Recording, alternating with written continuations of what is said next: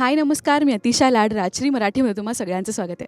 खुर्ची हा सिनेमा 12 जानेवारीला आपल्या भेटीला येतो आहे आणि दोन असे क्यूट, आता मी लहान म्हणू की नको हा मला प्रश्न पडला आहे, कारण का स्क्रीनवर बघताना लहान होते, पण आता एक मिनटं ह्या मुलाला बघा, आर्यन जो झळकणार आहे खुर्ची या सिनेमात.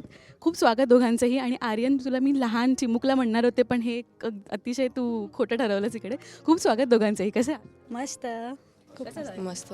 आणि कमाल काम केलंस तू. जेव्हा आम्ही स्क्रीनवर बघतोय, म्हणजे असं वाटत नाही तुझी पहिला सिनेमा आहे, पण ते जेव्हा तुला कळलं की तू असणार आहेस, तुझं रिॲक्शन फर्स्ट काय होतं? मी म्हणजे माझ्या बाबा जे आता प्रोड्युसर माझे, त्यांनी खूप हे जे तुम्ही बघतात आहे ना सॉंग्स, त्याच्यामागं जे वर्कशॉप जे हार्डवर्क ते खूप म्हणजे श्रेया, तुला जेव्हा कळलं की असं म्हणजे काहीतरी स्टोरी लाईन अशी आहे, किंवा जेव्हा तुला कळलं खुर्ची म्हणजे हा पॉलिटिकली पूर्ण सिनेमा असणार आहे, त्यात लव्ह स्टोरी काय आहे, किंवा सुरुवातीला प्रश्न पडला?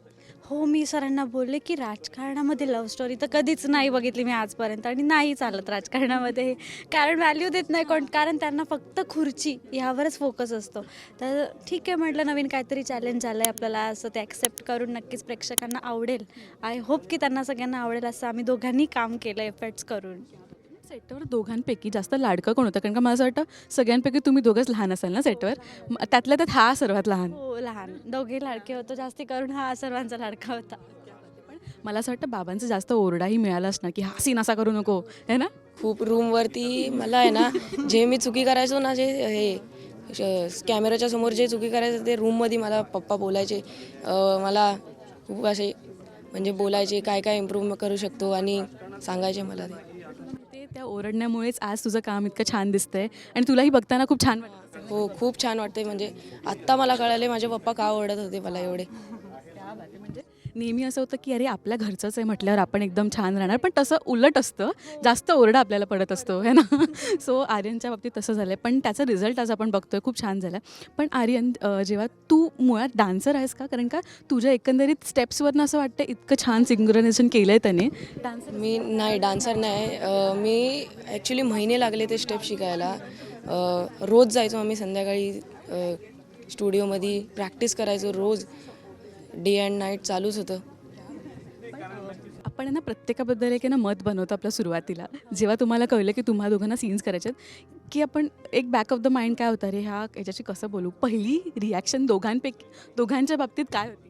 बाबा ही जराशी मला अकडू वाटते, किंवा हा ना खूप शाय वाटतं. मला झालं होतं असं, कारण तो लहान आहे माझ्यापेक्षा. मी म्हटलं याच्यासोबत मी कसं काम करणार, किंवा हा मला दीदी बोललं पाहिजे, असं बॉन्डिंग होती. तर आम्ही ते प्रेक्षकांना कसं दाखवणार, हा मोठा प्रश्न मग दोघांना पडला होता.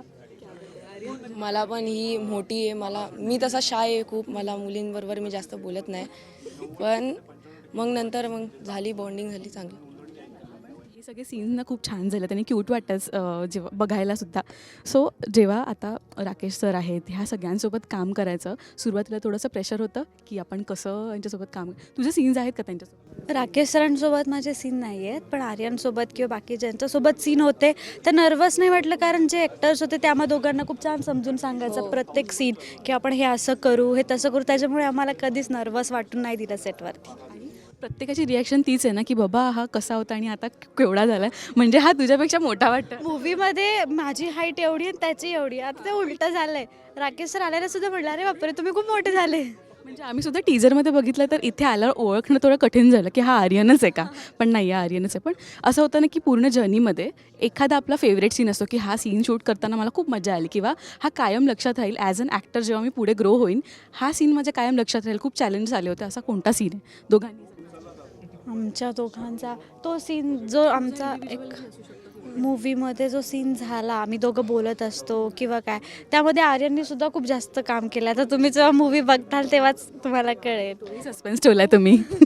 आर्यन, तुझ्यासाठी तर खूप चॅलेंजिंग सीन्स होते, त्यातला एखादा नेहमी लक्षात राहील असा कोणता? टायटलमधलं जे डान्स आहे ते डान्स मला नेहमी लक्षात राहील. काय काय झालेलं त्या डान्स.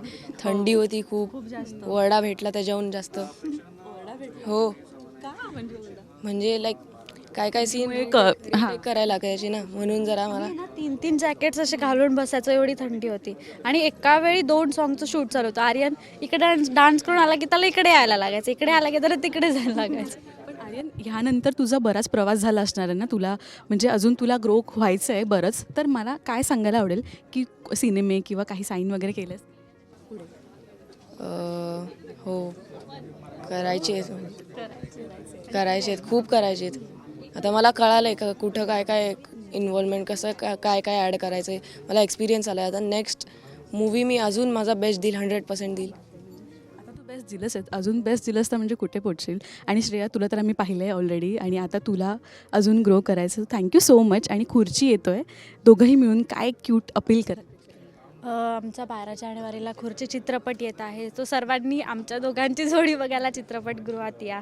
इवन राजकारण काय आहे हे सुद्धा तुम्ही बघायला, किंवा आमचं राजकारण कसं आहे, सगळं मिक्स आहे.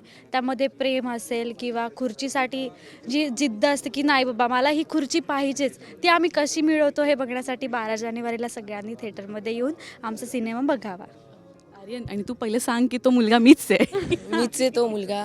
गॅप पडलेली 2 वर्षाची खूप चेंज झाला आहे. आणि या मूवीमध्ये तुम्हाला सगळं भेटेल, सगळे जॉनराज भेटेल, मिक्स मसाला असा, रोमॅन्स, ॲक्शन सगळं. ऑल द व्हेरी बेस्ट दोघांनी, आणि खूप एक्साइटमेंट आहे या सिनेमाची. Thank you so much. Thank you so much. Thank you.